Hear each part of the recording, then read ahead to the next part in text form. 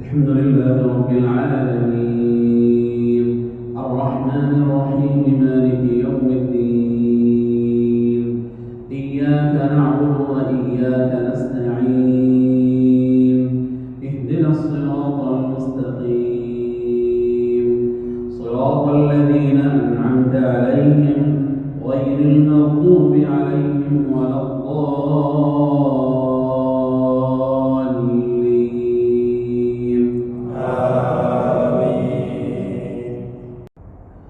لا أقسم بهذا البلد وأنت حل بهذا البلد ووالد وما ولد لقد خلقنا الإنسان في كبد أيحسب أن لن يقدر عليه أحد يقول أهلكت مالا لبدا أيحسب أن لم يره ألم نجعل له عينين ولسانا وشفتين وهديناه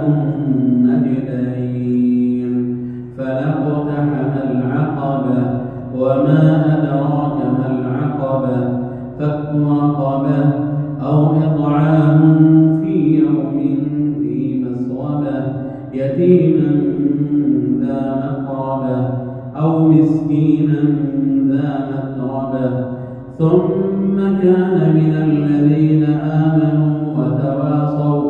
وتواصوا بالصبر وتواصوا بالمرحمة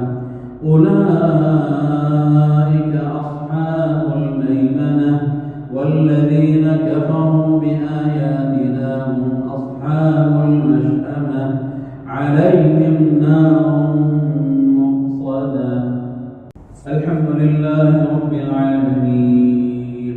الرحمن الرحيم مالك يوم الدين إياك نعبد وإياك نستعين اهدنا الصراط المستقيم صراط الذين أنعمت عليهم غير المغضوب عليهم ولا